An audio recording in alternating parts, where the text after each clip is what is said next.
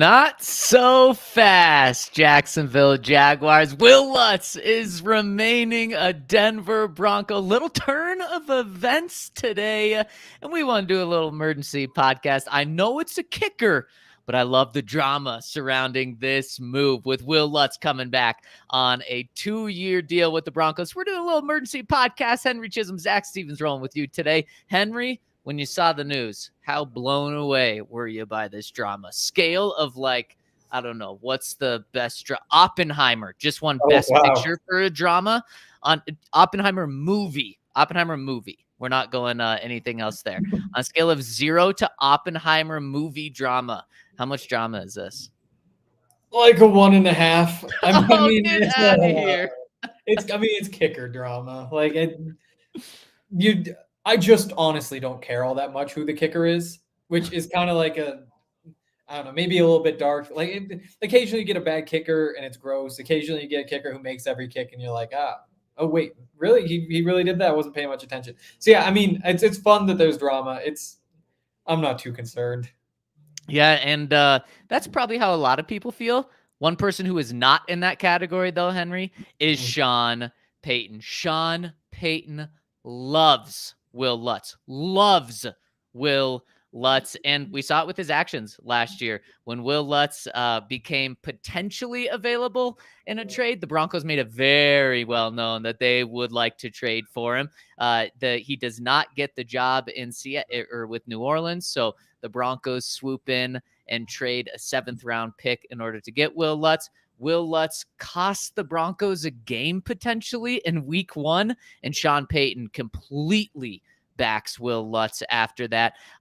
Wil Lutz almost cost the Broncos a game in Buffalo, but as Wil Lutz said, thanks to the 12th man out in Buffalo, the Broncos were able to hold on and win that game. Wil Lutz got a second try at that game-winning field goal. He hit it, and Sean Payton, some point late in the season, said, Wil Lutz is, I believe, 29 years old, said, Wil Lutz still has so much left in the tank. He's still becoming a great kicker and is going to be one of the best kickers in the NFL for us. So he made it very well known just how much he likes Wil Lutz. And I really think that he trusts Wil Lutz. So I think this is a big move in the Broncos' eyes. Maybe not to fans' eyes because, Henry, they're just kickers. I mean, some people don't even view them as football players. We'll ask Todd about it tomorrow about that part. But in Sean Payton's mind, I think this is a huge get. And so let's kind of take a step back. This morning, right after we finished our first show, news broke that Wil Lutz was signing with the Jacksonville Jaguars, which just seems so weird. It was like, what is this Broncos pipeline from Denver to Jacksonville with kickers? Because, of course, Brandon McManus went there last year. And so we're like, wow, okay. I truly thought it was a big blow for Sean Payton himself, losing Wil Lutz.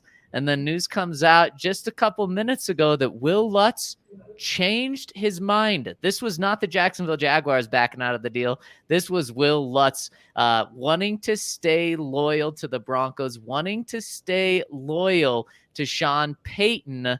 Do you buy the loyalty part of this, Henry? I mean, anybody wants to kick at altitude.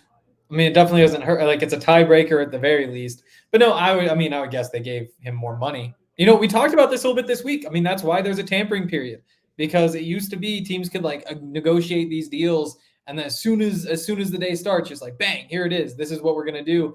And it would just get locked in. But now with this 2-day tampering period, you can make your deal with Wil Lutz if you want. But if Sean Payton wants him badly enough, he can just swoop right back in up until Wednesday at 2:00, I believe, and offer whatever he wants. So who knows? Maybe the Broncos swept in and just offered the same amount of money, and it was a tiebreaker that he gets to come back and not have to move and kicks at altitude and all that stuff. Or you just throw him another $100,000 and say, come on, you're a kicker, just come back. Come on, you're a kicker. I don't know if that's the way to really swoon people, is be like, oh, come on, you're just a kicker, come back. But Henry, I think you're onto something. But let me throw a little bit more information out there and then give my take on the situation. According to this is from our friend Chris Thomason, who and this is from Wil Lutz's agent John Perla, said, quote, there was an agreement originally with Jacksonville, and then it was redone with the Broncos. We didn't have anything in writing with Jacksonville. He just thought about it and decided that Jacksonville was not the right spot for him. Ouch, Jacksonville. That sucks for them. I mean, that is embarrassing. And just after you lose a guy, then he kind of his agent stabs you in the gut. And then this coming in from Mike Kliss from John Perla as well. Wil Lutz's agent said, quote, Wil had a tremendous sense of loyalty to Sean Payton, and who had really helped him in his career. The Broncos were able to make it work so that Wil had a change in direction. Now he can continue what he's done with the team there. It was quite a day. So reading into that, understanding how much I know Sean Payton wanted Wil Lutz on the team, I think you're absolutely right. I think, and I know that the Broncos were negotiating with Wil Lutz for a couple of days, if not a week or so, to bring him back. I think the offer wasn't what Wil Lutz wanted. Multiple years, maybe the money wasn't there. So he said, fine. I mean, you guys have let me hit the open legal tampering period right now. I'm going to go out and I'm going to sign a deal with someone else to show you that I am worth this. He did that. And then Sean Payton said, oh, shit, you're right. You can get that money. I'm just going to pay you that money, maybe a little boost as well. Or maybe it was the additional year because it's a 2-year deal for Wil Lutz. So I think that's exactly what happened. And now the Broncos have been involved in multiple of these type of deals where a player agrees with one team and then they sign with the Broncos. Broncos have been in the right end of both of those. Of course, Wil Lutz this year, just a couple of years ago, Randy Gregory doing that to the Cowboys and signing with the Broncos after. Yeah, I mean, the drama's fun. Who knows? Maybe there could be some drama with something a little more exciting in the future. You want some Sam Darnold drama, Henry? Oh boy, keep Sam Darnold away. Gardner Minshew went to the Raiders, though. That's kind of fun. It does make me wonder. I mean, I don't know where Justin Fields could even land at this point. I mean, when the Falcons are full, the Raiders, you would think if you're getting Gardner Minshew, you wouldn't want to add Justin Fields. I guess it's not set in stone. But the Broncos, I would imagine at this point, could get Justin Fields for pretty cheap if they wanted. Yeah, I just don't think we talk about what Sean Payton wants is what the Broncos get. I don't think Sean Payton wants Justin Fields. Don't think it's a fit there. But yeah, I mean, there's been a lot of rumblings, rumors, reports, speculation. I don't know what you want to call it, that Justin Fields might just end up as a backup this year. I mean, you look at teams that he would fit a profile for in terms of like athletic running quarterback. The Eagles, he could be a backup there. Who else fits that? There's a couple of teams that could kind of fit that mold. And that would just be another quarterback in that draft class that's now a backup with Mac Jones going to Jacksonville yesterday. He's going to back up his fellow draft mate player in Trevor Lawrence there. So you're right. I think a lot of people I've seen a lot of reaction in Denver of bummed out that Gardner Minshew is, one, not a Bronco, but two, playing in the division. And the Broncos are still in the quarterback divisions or still in the quarterback search right now. And so it's interesting to look at the contract Gardner Minshew got. 2 years, $25 million, 15 guaranteed. So essentially a 1 year, $15 million deal. That kind of sets the price tag high on some of these other quarterbacks. So if the Broncos are going to be in, I warned people earlier today that $10 million for Sam Darnold might be the price there.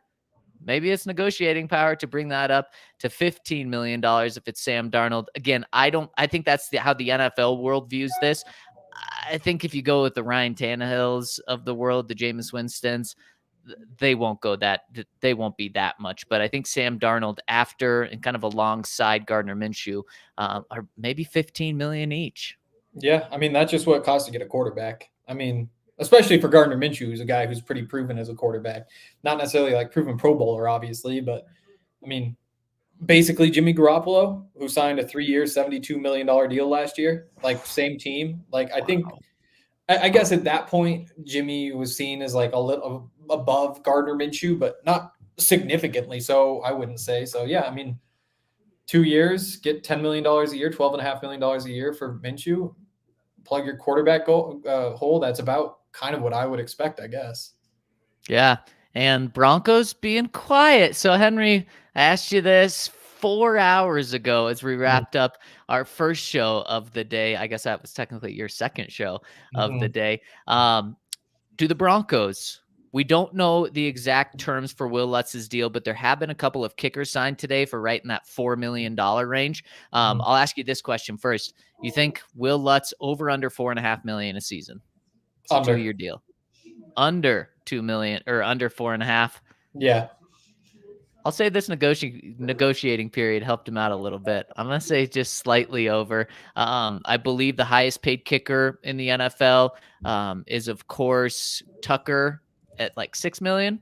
So I'll say Wil Lutz is pretty close to $5 million there with this deal. Second question. Yeah, you don't like that. Second question. You and Sean view Wil Lutz very differently. No, he's a fine kicker. I mean, yeah, well, he's fine. I mean, he makes $4 million a year. I think you look around, there's like 7 kickers on the market who were starting kickers last year. Like, still, I don't think he outplayed his contract necessarily. So then next question, the Broncos already signed Brandon Jones. I know you're grinding over that tape right now. We're going to get into that on tomorrow's podcast. Next question is, will the Broncos sign someone today for more than Brandon Jones's almost $7 million per year deal, 3 years, $20 million? You said over earlier. 4 hours later, you sticking with it? Well, they spent 4 hours trying to get Wil Lutz to come back, so they're a little bit behind the 8 ball in terms of hiring or signing somebody else. I'll say no, not by the show. Okay. I think by like Wednesday's show, probably. But I'd say probably not by tomorrow's show. All right. I absolutely love it. And before we get out of here, you know what our emergency shows have become, Henry? What? The Shekel shows. The Shekel shows, because we've got Shekels coming in on a super chat from our guy Morty R, who says, are we going to talk about how they gave me hope that there was a chance for Brandon McManus to come back? Here's the thing. I think I said it when news broke. There was zero chance Brandon McManus was going to come back. There was never a chance Brandon McManus was going to come back with Sean Payton here. Just remember, before Brandon McManus ever practiced with the Broncos, one of the first things Sean Payton did if we're taking over this team was cut Brandon McManus. So even if it wasn't Wil Lutz, it was going to be someone other than Brandon McManus. Yeah. Yeah, there was no chance Brandon McManus was coming back. And there is a chance that we'll be back tomorrow. Actually, there's a definitive chance that we'll be back tomorrow on the DNVR Broncos podcast. We're going to break this move down. Henry's got a great inside look at Brandon Jones and what he's bringing to this Broncos defense. Henry, can you give us a thumbs up rating? Like, what scale are we on right now, and how you feel about it? Well, so I decided I'm just going to go through the playoff game because he started the playoff game against the Chiefs. I figured most recent time he's played, divisional opponent for the Broncos, played every snap. Or I think he might have missed 2 snaps. He got like a twisted ankle or something. But I figured that was the one. And I went through and I watched, and I think he's good. I think he's good. There are some like specific concerns we can get into tomorrow. But so I would say like moderately up from like middle, with the other thing being that I'm just going to like fly through a bunch of other games to make sure that wasn't like the best or worst game of his career or something. I've narrowed it down to my 36 favorite clips from that game. So I love it. I can't wait to see it. Putting them in order in my photos. And then after that, we're going to turn it into actually something people care about. Boom. I love it. We're going to look at Brandon Jones tomorrow, talk about this a little more, get Todd's reaction. Is it okay that players do this and back out of deals? We'll hear from Todd Davis on that, and then get into any other moves the Broncos do or don't make, including guys that are signing to other places. And before we get out of here, Morty says, where do you see Brandon McManus going? Henry, I'll let you answer this one since you're such a big kicker guy. Oh boy. Where do I see him go? I mean, how old is he? First of all, he's Brandon got to McManus? be mid 30s. He is 32 years old right now. Okay, so 32 is still pretty young. He's coming off of his 2 worst seasons in the NFL, probably, if not pretty close to it. I mean, he's in a tough spot. The Patriots need a kicker. They also had the best kicker in the league last year, Nick Folk, when you just look at the numbers, and he's also 39, so I'm not sure if he's coming back. How about the Giants? He goes back to where his career started, and takes over for Randy Bullock, an old friend of the Broncos.